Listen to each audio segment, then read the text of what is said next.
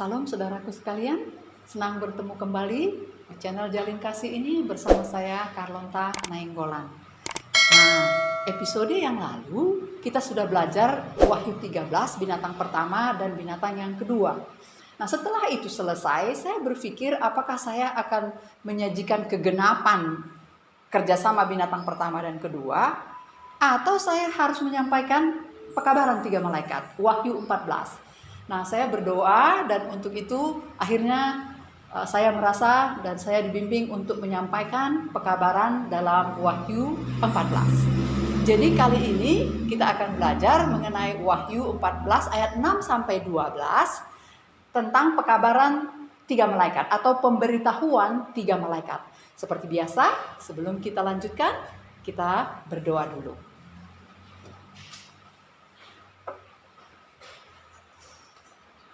Tuhan Bapa yang baik, Bapa yang setia, Bapa yang maha pengasih. Tuhan, saat ini Tuhan, kami menghadap kekudusan-Mu Bapa, meminta tuntunan-Mu, meminta pimpinan Roh-Mu ya Bapa, dalam proses belajar kami ini ya Tuhan, sehingga semuanya Bapa boleh menjadi jelas kepada kami dengan hikmat yang daripada Roh-Mu. Terima kasih Bapa, kami yakin dan percaya Tuhan akan menyertai kami. Dalam nama Yesus Bapa, kami berdoa, kami yakin dan percaya Tuhan mendengar dan menjawab doa kami. Amin. Oke. Nah, tadi saya katakan bahwa kita akan belajar dari Wahyu 14 ayat 6 sampai 12. Nah, itu adalah tentang pekabaran 3 malaikat atau pemberitahuan 3 malaikat. Jadi saya akan menggunakan istilah pekabaran 3 malaikat ya.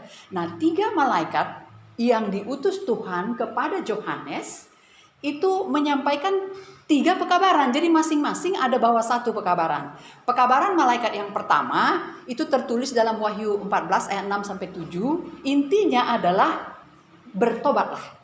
Pekabaran yang kedua oleh malaikat kedua di Wahyu 14 ayat 8-nya, intinya itu adalah sudah rubuh Babel.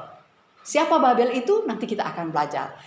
Malaikat yang ketiga itu membawa pekabaran jangan menyembah binatang itu atau patungnya atau bilangan namanya. Nah, itulah pekabaran 3 malaikat. Dan untuk kali ini kita hanya akan belajar pekabaran malaikat pertama, itu pun bagian pertamanya.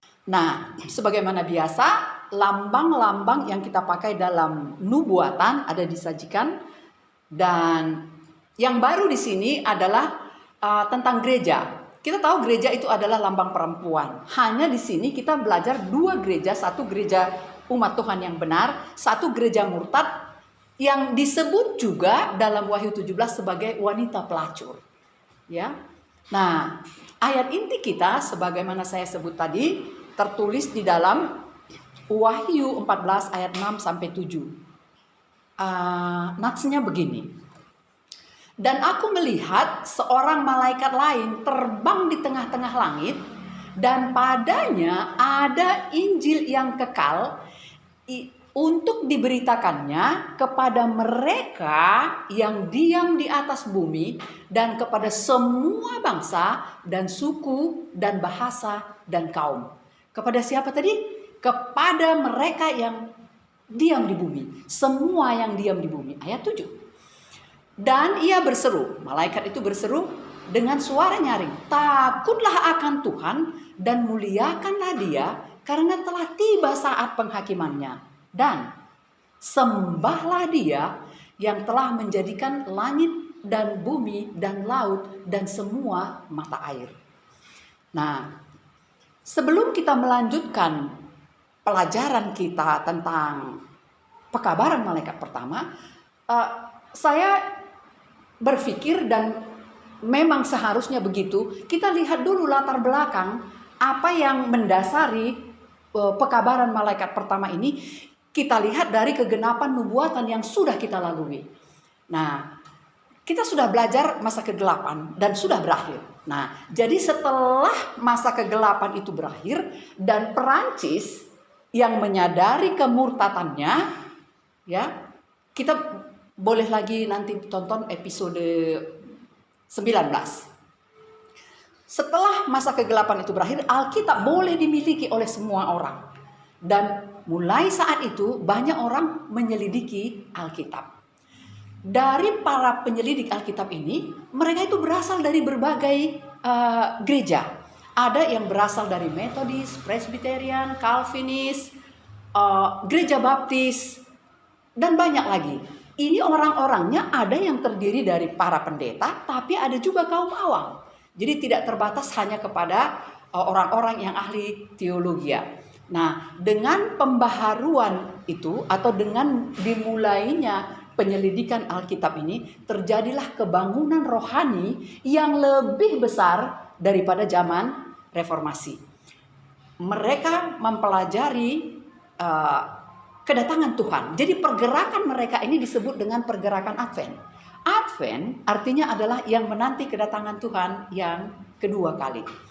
Jadi pada saat itu para pembaharu sesudah masa kegelapan ini berfokus pada kedatangan Tuhan yang kedua kali. Mengapa? Ada dua alasan. Ya, yang pertama, para pembaharu ini sudah belajar dari surat Paulus yang dia kirim kepada jemaat di Tesalonika.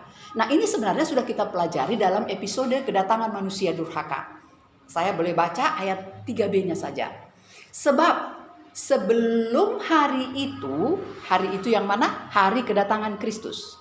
Haruslah dinyatakan dahulu murtad dan harus dinyatakan dahulu manusia durhaka yang harus binasa. Ini 2 Tesalonika 2 ayat 3 bahagian B-nya. Nah, sekarang saya sudah bilang tadi, ini pelajaran sudah kita pelajari pada episode manusia durhaka. Jadi boleh diulang ya. Apa yang tadinya Rasul Paulus sebut di ayat 7 2 Tesalonika itu, dia bilang begini, rahasia kedurhakaan itu sudah mulai terjadi. Dan faktanya selama mulai gereja mula-mula sampai akhir masa kegelapan, kemurtatan itu memang nyata. Ya. Dan semua dunia bisa melihat apa efek daripada pekerjaan manusia durhaka itu. Dan kita tahu pekerjaan manusia durhaka ini akhirnya berakhir pada tahun 1798. Kita sudah tahu itu. Nah, sekarang kembali dulu kita kepada pembaharu tadi, ya. Sesudah zaman Reformasi, ya. Bersamaan dengan kebangunan rohani yang lebih besar dari Reformasi itu, maka kitab Daniel dan Wahyu itu mulai dipelajari. Mari kita baca dari Daniel 12 ayat 4 dan Daniel 12 ayat 7 sampai 10. Begini tertulis. Ayat 4-nya tertulis seperti ini, ya. Daniel 12 ayat 4. Tetapi engkau Daniel, sembunyikanlah segala firman itu dan meteraikanlah kitab itu sampai pada akhir zaman. Banyak orang akan menyelidikinya dan pengetahuan akan bertambah. Oke. Kemudian kita masuk ke Daniel 12 juga ayat 7-nya, ya. Lalu kudengar orang yang berpakaian kain lenan yang ada di sebelah atas air sungai itu bersumpah demi Dia yang hidup kekal sambil mengangkat tangan kanan dan tangan kirinya ke langit. Ini yang dia bilang. 1 masa, 2 masa, dan setengah masa, dan setelah berakhir kuasa perusak bangsa yang kudus itu, maka segalanya hal ini akan digenapi. Jadi yang terhubung dengan kita masa kegelapan dan pekerjaan manusia durhaka itu adalah bahagian terakhir dari ayat 7. 1 masa, 2 masa, dan setengah masa. Itu sudah kita pelajari adalah masa kegelapan. Ayat 8. Adapun aku, kata Daniel, memang kudengar hal itu, tetapi tidak memahaminya, lalu kutanya. Nah, sekarang Daniel bertanya kepada malaikat itu, Tuanku, apakah akhir segala hal ini?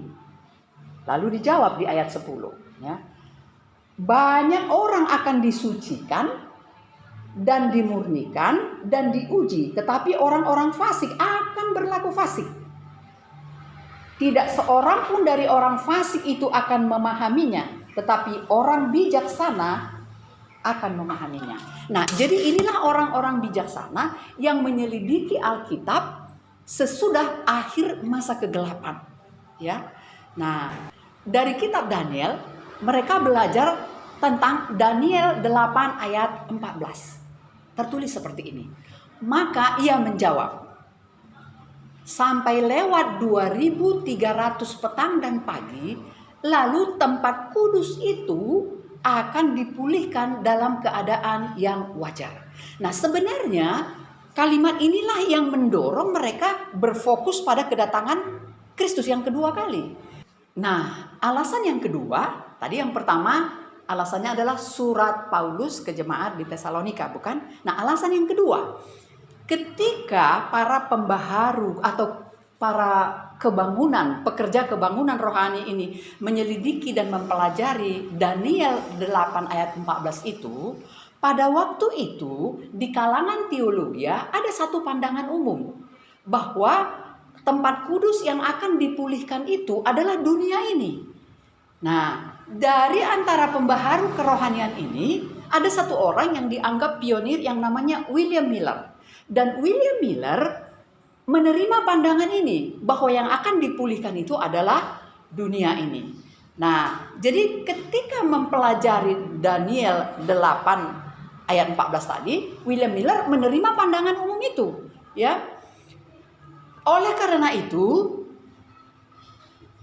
apa yang mereka yakini sejak awal bahwa Yesus akan datang, nah itulah menjadi fokus mereka. Nah, seiring berjalannya waktu, dalam mempelajari Daniel 8 ayat 14 tentang 2300 petang dan pagi itu, akhirnya sampailah mereka kepada akhir 2300 dan mereka katakan, menurut tanggal ini, Juli 1843, Yesus akan datang. Nah, itu disampaikan di dalam kelompok mereka dan pengikut mereka. Semua orang menunggu tentunya dengan sukacita. Nah, setelah berjalan tiba, mereka selidiki ulang, ternyata ada kesalahan penggunaan kalender. Kemudian mereka perbaikilah itu. Oke, rupanya ada kesalahan. Kedatangan yang sesungguhnya itu adalah 22 Oktober 1844. Nah, semua kembali menunggu dengan sukacita. Tapi ternyata pemahaman mereka tentang pandangan umum tadi keliru. Pandangan umum yang mengatakan bahwa yang akan dipulihkan adalah dunia ini tidak sesuai Alkitab. Apa yang terjadi? Tuhan Yesus tidak datang pada saat itu, Oktober 1844. Nah, karena Tuhan Yesus tidak datang, terjadilah kekecewaan yang begitu besar di kalangan umat Tuhan yang sudah menerima pekabaran kedatangan Tuhan yang kedua kali ini, ya. Jadi sebenarnya mereka itu karena terlalu fokus saja, kan Tuhan Yesus sudah bilang bahwa kedatangan Yesus itu sebenarnya tidak seorang pun yang tahu kecuali Bapa. Tapi itulah yang terjadi. Nah, akibat kekecewaan ini banyak orang tidak percaya lagi tentang hal kedatangan Yesus yang segera. Berita itu tidak lagi menarik perhatian dan tragisnya akibat kekecewaan itu ada sampai sekarang. Banyak orang-orang yang mengaku Kristen ketika kita katakan Yesus segera datang, mereka menganggap cuek, ya. Mereka tidak peduli, sama seperti umat-umat Tuhan pada zaman Nuh. Ya, apa cerita Nuh? Nanti boleh dibaca. Nah, tapi satu hal yang harus kita ingat, perhitungan tanggal yang dilakukan oleh para pembaharu ini tidak ada yang salah. Semua tanggalnya tepat. Nah, jadi yang membuat itu keliru adalah pandangan umum itu tadi, bahwa yang akan dipulihkan itu adalah dunia ini. Nah, tapi meski terjadi kekecewaan itu, Alkitab berkata bahwa Tuhan mengizinkan masa kekecewaan itu terjadi karena saat itu Tuhan sedang mengadakan pengujian, penyaringan, dan pemurnian di antara umatnya. Mari kita baca dari Daniel 11 ayat 33 sampai 35. Ini penting ya. Daniel 11 ayat 33 sampai 35. Dan orang-orang bijaksana di antara umat itu akan membuat banyak orang mengerti. Tapi untuk beberapa waktu lamanya mereka akan jatuh. Ya. Oleh karena pedang dan api dan oleh karena ditawan dan dirampas. Sementara jatuh, mereka akan mendapat pertolongan sedikit dan banyak orang akan menggabungkan diri kepada mereka secara berpura-pura. Nah, yang berpura-pura inilah yang kemudian meninggalkan pekabaran itu. Ayat 35, sebagian dari orang-orang bijaksana itu akan jatuh. Supaya, nah ini dia. Dengan demikian diadakan pengujian, penyaringan, dan pemurnian di antara mereka sampai pada akhir zaman. Sebab akhir zaman itu belum mencapai waktu yang telah ditetapkan. Jadi orang-orang ini berhitung dengan tepat, ya. Tapi itu Tuhan izinkan terjadi untuk penyaringan, pemurnian dan pengujian, ya. Nah, pertanyaannya sekarang, kalau tempat kudus yang akan dipulihkan itu bukan di dunia ini, jadi di mana dong, ya? Di mana tempat yang akan dipulihkan ini? Nah, itu pertanyaannya, ya. Nah, ini pertanyaan besar untuk bisa kita jawab, ya. Nah, mari kita lanjutkan. Atas dasar keyakinan para pembaharu bahwa perhitungan tanggal mereka itu tetap, maka mereka juga membaca bahwa akan ada penyaringan dari antara mereka yang percaya ini, yang tidak berpura-pura ketika bergabung. Mereka terus menyelidiki Alkitab ini dan mereka bertahan dari ujian itu dan menang. Nah, dari penyelidikan yang berkelanjutan ini, akhirnya mereka mengetahui bahwa tempat kudus yang akan dipulihkan itu artinya bukan suatu tempat, tetapi adalah telah tiba saat penghakiman Tuhan Yesus. Nah, di mana tempatnya? Tempatnya ada di surga. Nah, nanti kita akan belajar topik yang namanya sanctuary, ya, bait kudus Tuhan. Tapi ini kita terima dulu. Nah, jadi ketika Tuhan menyatakan, takutlah akan Tuhan, muliakanlah Dia karena penghakimannya akan tiba. Jadi mereka belum memperhatikan pekabaran malaikat pertama ini waktu itu, ya. Nah, barulah dari penyelidikan berkelanjutan mereka mengetahuinya. Nah, setelah mendapatkan pemahaman yang benar, maka sejak kegagalan 1844 itu, disitulah dimulai pekabaran malaikat yang pertama, yang kedua, dan disusul dengan pekabaran malaikat yang ketiga. Mereka bekerja dengan giat untuk menyampaikan pekabaran malaikat ini. Dari pembaharu-pembaharu yang terdiri dari berbagai lapisan itu, bukan hanya para teologi, ya kan? Kita diberi pelajaran bahwa menyampaikan pekabaran tiga malaikat itu juga tugas kita sebagai umat Tuhan yang mengaku umat Tuhan, ya. Kemudian dari orang-orang yang bergabung dalam penyelidikan lanjutan ini, mereka bergabung dalam satu organisasi gereja yang diberi nama Advent Hari ke-7, ya. Oke, itulah latar belakangnya. Sekarang mari kita masuk ke ayat inti, ya. Saya baca kembali. Dan aku melihat seorang malaikat lain terbang di tengah-tengah langit, dan padanya ada Injil yang kekal untuk diberitakannya kepada mereka yang diam di atas bumi dan kepada semua bangsa dan suku dan bahasa dan kaum. Nah, pertanyaannya, apa itu Injil kekal? Nah, inti Injil kekal sebenarnya adalah keselamatan dalam Tuhan Yesus yang kita terima dengan iman. Dan Injil itu, janji keselamatan itu sudah ada sejak awal dunia ini dijadikan. Tapi dideklarasikan kepada manusia, yaitu Adam dan Hawa, ketika mereka jatuh ke dalam dosa. Dan Tuhan menyampaikan itu di Taman Eden. Nah, apa yang Tuhan janjikan kepada Adam dan Hawa di Eden? Adalah penebus. Nah, jadi Injil Tuhan itu kekal dari Alfa sampai Omega. Mulai dari penciptaan, Yesus kita itu kekal. Dia adalah batu karang yang teguh. Nah, pertanyaan berikutnya, jika Injil itu kekal, teguh, dan tidak berubah, mengapa Tuhan memberikan nubuatan melalui pekabaran 3 malaikat yang diterima oleh Yohanes yang kekasih? Ya. Jawaban utamanya ada di ayat 7. Karena telah tiba saat penghakimannya. Nah, jawaban yang kedua tadi sudah kita sebut di depan, di dalam latar belakang. Yang kedua itu adalah fakta terjadinya kemerosotan iman umat Tuhan mulai dari zaman ajaran Nikolaus, ya. Terus berjalan ke masa Romawi dari Edict of Milan, dan terus berjalan lebih merosot lagi ketika gereja Kristen Roma dibentuk, dan terus merosot sampai gereja Kristen Roma ini kemudian beralih menjadi gereja Roma Katolik. Nah, itu dia ya. Sampai kemudian masa kegelapan itu berakhir 1798. Nah, jadi sekarang mari kita perhatikan bahwa nubuatan Tuhan itu digenapi secara bertahap.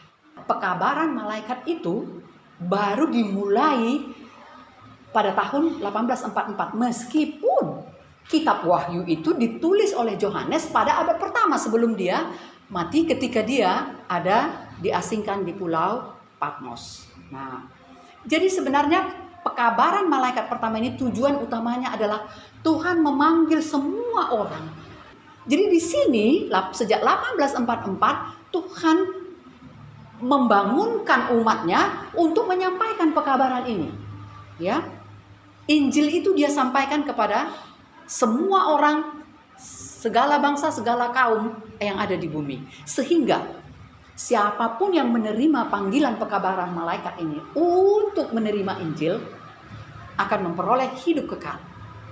Sesungguhnya pada waktu penciptaan, Tuhan merencanakan manusia hidup kekal.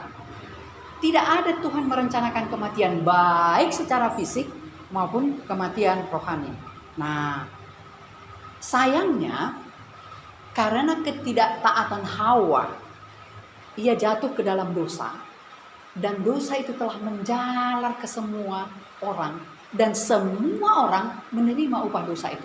Nanti boleh dibaca ayatnya ada tertulis. Tapi rancangan Tuhan bahwa manusia itu seharusnya hidup kekal tidak mungkin gagal, ya kan? Nah, itulah sebabnya janji penebusan itu langsung Tuhan sampaikan di Eden dengan cuma-cuma. Adam dan Hawa tidak pernah bilang ampunkanlah kami Tuhan. Mereka hanya saling menyalahkan, ya. Nah, tapi Tuhan tetap memberikan karunia keselamatan itu dengan cuma-cuma. Indahnya dan luar biasanya oleh ketaatan seorang yang Tuhan Bapa janjikan itu, yaitu Yesus Kristus, ya, semua orang yang mau menerima dia itu menjadi benar. Mengapa? Karena Yesus yang dijanjikan itu telah rela mati sekali untuk selamanya dan sekali untuk semua manusia sepanjang masa. Ya, inilah Injil kekal itu. Nah, kemudian kita masuk ke ayat 7, ya. Ayat 7 tertulis seperti ini. Dan ia berseru dengan suara nyaring, takutlah akan Tuhan dan muliakanlah dia karena telah tiba saat penghakimannya, dan sembahlah dia yang telah menjadikan langit dan bumi dan laut dan semua mata air. Mari kita perhatikan ayat 7 ini. Ada 3 perintah di sana. Takutlah akan Tuhan, muliakanlah dia, sembahlah dia karena telah tiba saat penghakimannya. Nah, keempat poin ini sebenarnya adalah esensi Injil kekal itu sendiri. Nah, sekarang pertanyaannya, bagaimana kita memaknai 3 perintah ini? Dan bagaimana kita mengerti bahwa itu berhubungan dengan penghakiman Tuhan yang sudah tiba? Nah, mari kita cari jawabannya tentu dari Alkitab, ya, karena kita belajar Alkitab, jawabannya harus dari Alkitab. Nah, dalam kamus takut itu memiliki banyak arti, tapi saya mengambil 2 saja. Yang pertama, takut itu boleh muncul karena rasa cemas, khawatir akan sesuatu yang buruk mungkin akan terjadi. Nah, yang kedua, takut itu juga dapat timbul karena ada rasa hormat yang penuh, yang sungguh terhadap satu figur atau terhadap seseorang dengan berbagai alasan.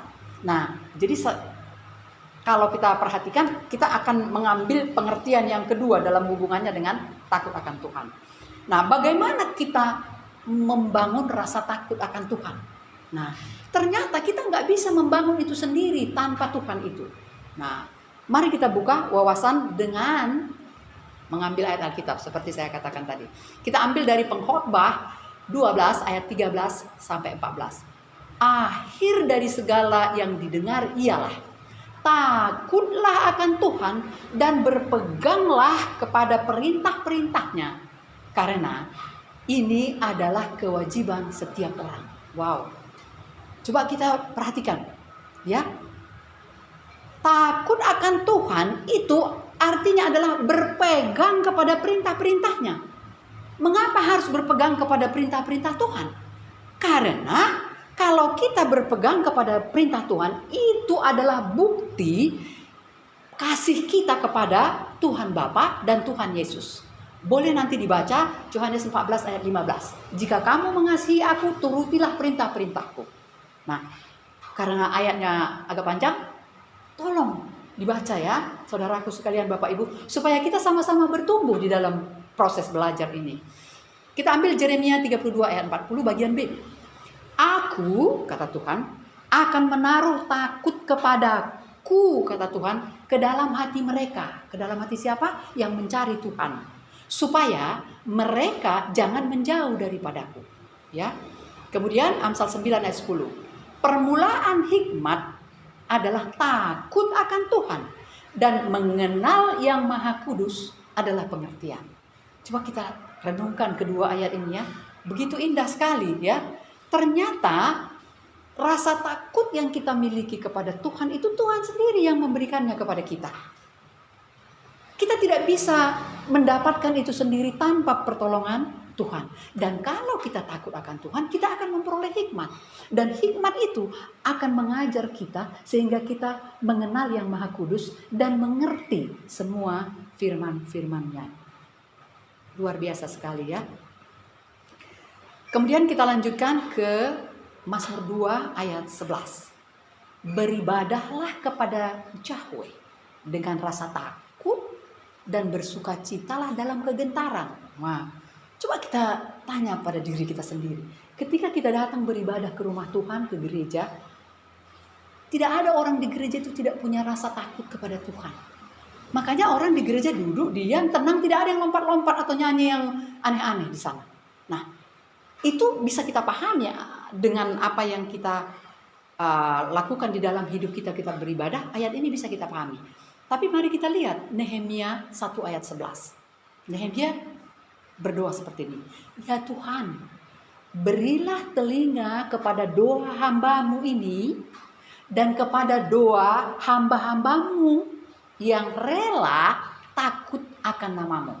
Nah, Nehemia ini berdoa ketika mereka masih di Babylon dalam pembuangan. Dia bilang, hamba-hamba-Mu yang rela takut akan nama-Mu. Jadi, meskipun Tuhan bilang, aku akan menaruh roh takut, tapi manusia itu punya pilihan. Kalau dia tidak mau, Tuhan tidak memaksa. Ya, jadi sekarang pilihannya ada pada kita. Yang mana mau kita pilih? Kita terima dengan hikmat, ya, agar memperoleh hikmat atau tidak, ya. Jadi kalau kita menerima roh takut, kita memperoleh hikmat, kita mengenal Yang Maha Kudus dan pengertian, maka kita tidak akan tersandung dari teguran Hosea yang bilang, umatku binasa karena kurang pengetahuan.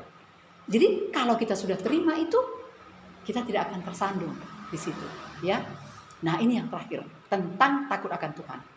Wahyu 15 ayat 4. Siapakah yang tidak takut ya Tuhan dan tidak memuliakan nama-Mu? Sebab engkau saja yang kudus, karena semua bangsa akan datang sujud menyembah engkau. Sebab telah nyata kebenaran segala penghakimanmu. Kalau kita perhatikan perikop Alkitab, Wahyu 15 ini, perikopnya itu adalah menang, ya, dalam melawan si jahat. Tentu kita rindu untuk menjadi pemenang, bukan? Nah, pertanyaannya adalah bagaimana keadaan umat Tuhan sekarang ini? Ya, adakah lagi yang takut akan Tuhan? Fakta di depan mata kita menyatakan lebih banyak. Ada yang takut, ada, tapi lebih banyak yang tidak takut akan Tuhan. Karena tidak takut, mereka gagal melawan si jahat itu. Mengapa mereka gagal? Banyak alasannya.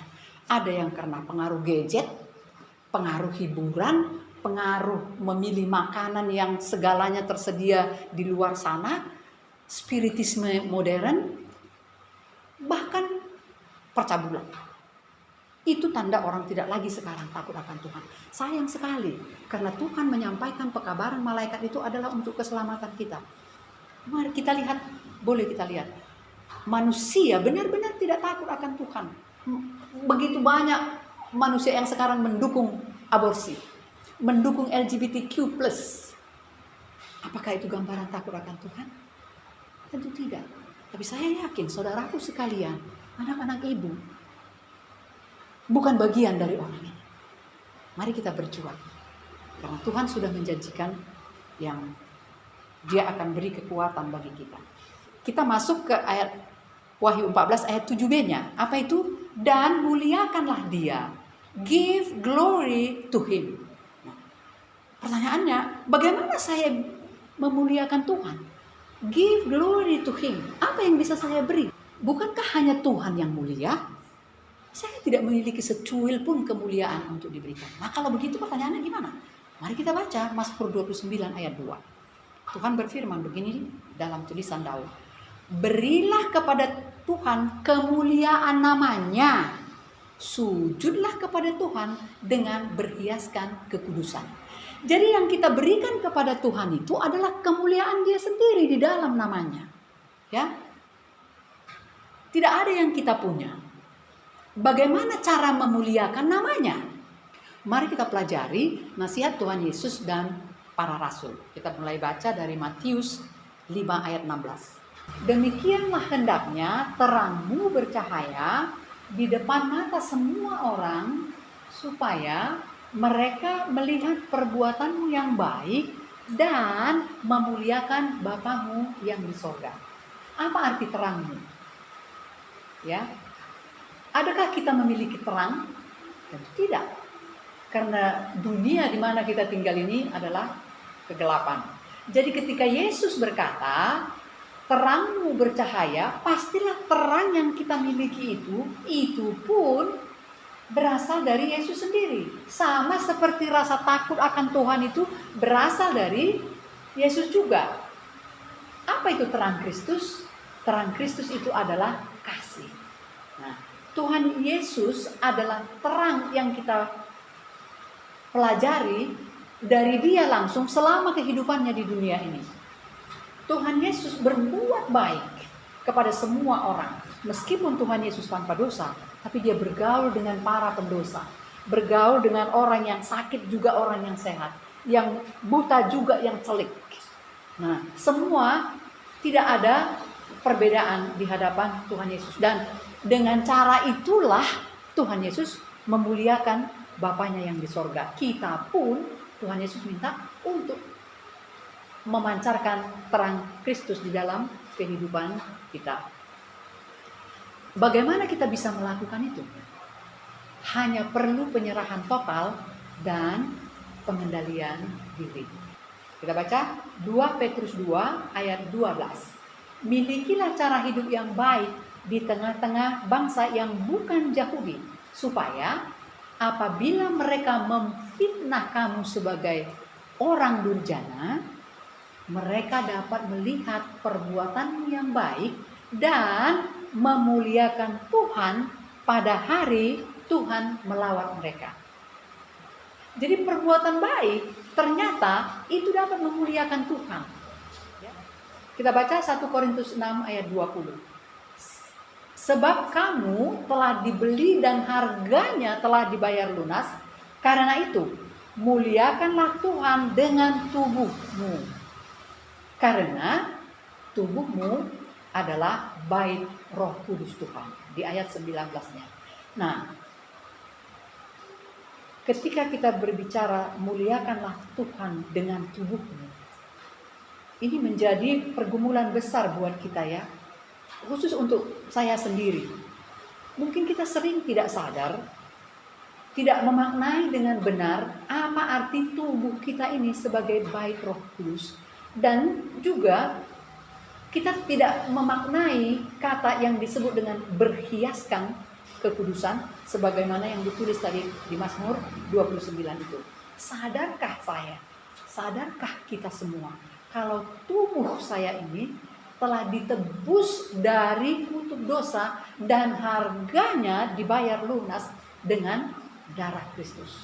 Seandainya semua kita yang mengaku umat Kristen menyadari harga kita ini senilai harga nyawa Kristus, karena ia telah melayakkan nyawanya untuk kita, tidak akan ada manusia yang jatuh ke dalam dosa. Ya. Saya harus bertanya mulai sekarang, apakah ketika saya datang menyembah Tuhan, ya, saya datang dengan berhiaskan kekudusan dalam setiap doa saya dan dalam setiap ibadah saya? Pertanyaan ini tamparan keras buat kita semua, terlebih juga untuk saya. Mari kita renungkan dengan baik, supaya kita boleh memperbaharui kehidupan kita.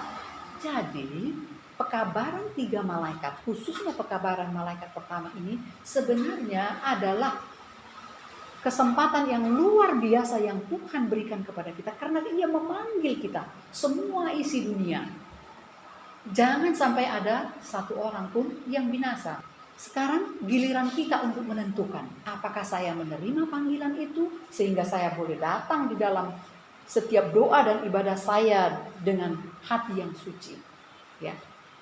Pilihannya ada pada kita. Nah, pilihan tawaran ini pernah ditawarkan oleh Joshua kepada bangsa Israel sebelum mereka memasuki tanah Kanaan. Nanti boleh dibaca ya, Yosua 24 ayat 15. Ada tertulis di sini juga waktu zaman Nabi Elia di Bukit Karmel. Selanjutnya, mari kita belajar dari surat Paulus yang menyebut memuliakan Tuhan. Ya, 1 Korintus 10 ayat 30-31. Aku menjawab, kata Rasul Paulus, karena ada pertanyaan dari pendengarnya, murid-muridnya. Aku menjawab, jika engkau makan, atau jika engkau minum, atau jika engkau melakukan sesuatu yang lain, lakukanlah semuanya itu untuk kemuliaan Tuhan. Nah, di situ disebut jika engkau makan atau jika engkau minum. Jadi kalau kita renungkan ini, sebenarnya kalau selama ini kita makan dan minum sembarangan, maka perlu ada reformasi hal makan dan minum. Reformasi kesehatan. Sehingga kita memilih makanan dan minuman yang memuliakan Tuhan. Nah, kalau berbicara soal segi makan dan minum, pasti kehidupan Daniel bisa menjadi contoh bagi kita. Daniel, Misael, Hanaya, dan Azaria ketika mereka di Babel, nanti boleh dibaca dalam Daniel 1 ayat 6-20 ya. Mereka itu adalah contoh yang kita bisa teladani bagaimana mereka memuliakan Tuhan melalui tubuh mereka dan hidup di dalam berkuduskan. Keempat orang ini ketika mereka ditahan di Babel dan dimasukkan ke dalam pendidikan versi Nebukadnezar, ya, mereka bertahan untuk memakan makanan yang Tuhan perintahkan di Eden sebelum kejatuhan dalam dosa dan sesudah kejatuhan dalam dosa. Ada ayatnya di situ. Mari kita baca apa kata Daniel ketika mereka harus memakan makanan milik raja. Ya. Daniel 1 ayat 8. Daniel berketetapan untuk tidak menajiskan dirinya dengan santapan raja, dengan anggur yang biasa diminum raja. Kemudian dimintanyalah kepada pemimpin pegawai istana itu supaya ia tidak menajiskan dirinya, melainkan memelihara kekudusan tubuh mereka untuk memuliakan Tuhan. Ya. Apa kata dia selanjutnya? Ayat 12. Adakanlah percobaan dengan hamba-hambamu ini, karena mereka ada berempat, ya kan? Selama 10 hari, dan biarkanlah kami diberi makan sayur untuk dimakan dan air untuk diminum. Jadi itu yang diminta oleh Daniel dan kawan-kawannya. Nah, sekarang itu hal makan dan minum. Apakah nasihat Rasul Paulus hanya tentang makan dan minum? Nah, ternyata tidak. Karena dia katakan, jika engkau makan atau jika engkau melakukan sesuatu yang lain, apapun itu, lakukanlah semuanya itu untuk kemuliaan Tuhan. Nah, kalau kita ambil dari perspektif pekerjaan pelayanan Tuhan yang memuliakan Dia, nanti saudaraku boleh baca dalam Filipi 4 ayat 8. Ya. Tapi kalau dalam kehidupan sehari-hari, apa saja itu? Mudah bagi kita untuk mendeteksi. Kalau kita mengaku sebagai umat Tuhan, orang Kristen, tentu kita akan memiliki hidup yang sopan, yang ramah, yang berpakaian dengan sopan, yang tahu memilih musik yang bagaimana yang harus saya dengarkan untuk mengangkat kerohanian saya. Ya, jadi perlu ada reformasi dalam segala bidang. Nanti kita mudah-mudahan sampai kepada pelajaran yang namanya New Start. Kita tunggu saja. Ya, mengapa kita perlu reformasi kesehatan dan reformasi gaya hidup? Nah, adalah fakta yang dapat kita lihat di depan mata kita, bahwa setelah surutnya air bah, manusia tidak lagi memiliki kontrol nafsu makan dan minum. Ya. Yang mengaku umat Tuhan tidak berbeda dengan orang-orang dunia dalam kedua hal ini. Nah, khusus hal makanan yang menyangkut makanan daging, umumnya orang Kristen menghalalkan semua binatang untuk dimakan dengan mengutip ayat dari Kejadian 9 ayat 3 yang tertulis seperti ini. Tuhan berfirman kepada Nuh, segala yang bergerak, yang hidup akan menjadi makananmu. Atas dasar itu, maka semua yang hidup dimakan oleh manusia. Ya. Tidak ada kecuali, mulai dari jangkrik sampai buaya. Ya, semua dimakan. Nah, tapi benarkah interpretasi bahwa semua yang bergerak boleh dimakan? Mari kita kilas balik ke belakang sebentar. Ketika Tuhan menyuruh Nuh memasukkan binatang ke dalam bahtera, Tuhan berfirman dalam Kejadian 7 ayat 2-3. Dari segala binatang yang tidak haram, jadi ada istilah tidak haram di sana. Haruslah kau ambil 7 pasang, jantan dan betinanya. Tetapi dari binatang yang haram, 1 pasang, jantan dan betinanya. Ya, ayat 3. Juga dari burung-burung di udara 7 pasang jantan dan betinanya yang tidak haram, supaya terpelihara hidupnya di seluruh bumi. Nanti boleh baca Kejadian 6 ayat 19-20 sebagai tambahannya ya. Nah, pertanyaannya, ketika Tuhan bilang ambil 7 pasang dari binatang yang tidak haram, mungkinkah perintah Tuhan membedakan yang haram dengan yang tidak haram ini tidak memiliki makna apa-apa sehingga semua yang bergerak boleh dimakan? Ketika Tuhan memerintahkan kepada Nuh 7 pasang binatang yang tidak haram, dia mengerti tanpa ada penjelasan lanjutan dari Tuhan. Mengapa? Pastilah karena nenek moyangnya sejak Adam sampai dia telah diajarkan tentang makanan atau binatang yang haram dan yang halal ini, ya. Karena mereka harus memilih mana yang patut untuk membuat persembahan korban bakaran, ya kan? Mungkinkah hanya karena air bah Tuhan langsung merubah hukumnya tentang hal makanan sehingga dia mengabaikan perintahnya. Bahwa Tuhan bilang, muliakanlah Tuhan dengan tubuhmu. Kalau Tuhan kita itu adalah batu karang yang teguh, dia tidak akan pelin-pelan. Kalau dia sudah bicarakan mana yang haram dan tidak haram, pasti itu akan berlaku untuk selamanya. Apakah Tuhan tidak sanggup menyediakan makanan bagi keluarga Nuh sesudah mereka keluar dari perahu itu? Apakah Tuhan kita itu sebegitu tidak konsistennya? Tidak mungkin, ya kan? Nah, hanya saja karena air bah menghabiskan semua tumbuhan, maka Tuhan mengizinkan manusia makan daging. Tapi itu dari yang tidak haram, yang sudah dia persiapkan masing-masing 7 pasang. Ya. Perlu kita ketahui, sampai masa Nuh, daging itu belum menjadi makanan manusia.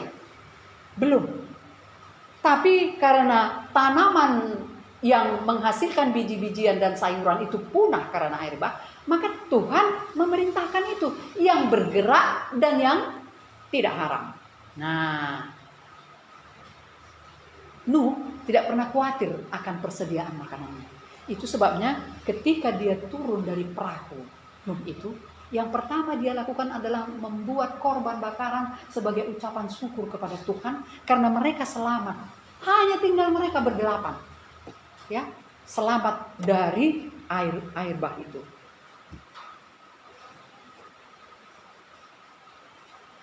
Oleh karena itu, baiklah kita kembali kepada firman Tuhan yang dari awal, yang sola scriptura, yang kita tahu Tuhan kita itu tidak berubah.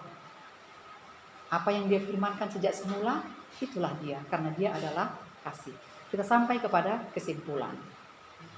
Kesimpulan yang pertama, pekabaran malaikat pertama adalah panggilan pertobatan bagi seisi bumi, ya, bagi seisi bumi untuk reformasi dan kebangunan kerohanian.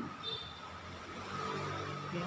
Kemudian dengan demikian kita akan tahan berdiri di penghakiman, di hadapan penghakiman Tuhan nanti ketika penghakiman itu sampai kepada kita.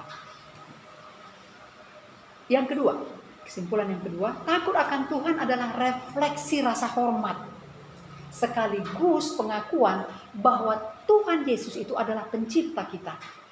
Tuhan yang mulia, yang maha segalanya, dan dia adalah raja di atas segala raja. Yang ketiga, muliakanlah Tuhan. Itu perintah Tuhan. Ya. Bagaimana? Melalui perbuatan baik dalam kebenaran Injil. Jadi yang baik ini harus sesuai dengan Injil. Bukan kebaikan kita mencuri dari orang kaya diberi kepada orang miskin. Karena itu mencuri tetap dosa, ya. Bukan itu yang baik, ya. Injil kekal Kristus adalah karakternya. Dan itu harus kita pancarkan melalui kehidupan kita. Yang keempat, menjaga kehidupan kita dan menjaga kekudusan tubuh kita sebagai bait Roh Kudus adalah kewajiban kita masing-masing, sehingga takut akan Tuhan sebagai pencipta kita. Kita bisa tampilkan dan refleksikan dalam hidup kita. Dengan cara demikian kita juga memuliakan Tuhan. Sampai di sini saudaraku sekalian. Sebagaimana biasa, kita akan tutup pelajaran kita ini dengan berdoa. Tuhan Bapa kami yang baik, terima kasih Bapa atas firman-Mu. Terima kasih atas penyertaan-Mu. Terima kasih atas kasih setia-Mu, karena kasih-Mu tidak pernah berhenti di sepanjang hidup kami. Terpujilah Engkau ya Bapa telah memanggil kami untuk datang kepadamu. Berilah kami kekuatan, beri kami hikmat, beri kami pengertian Bapa, sehingga kasih-Mu itu hidup di dalam keseharian kami. Dalam nama Yesus Bapa, sempurnakan doa ini Tuhan. Kami yakin percaya Tuhan akan mendengar dan menjawab doa. Amin.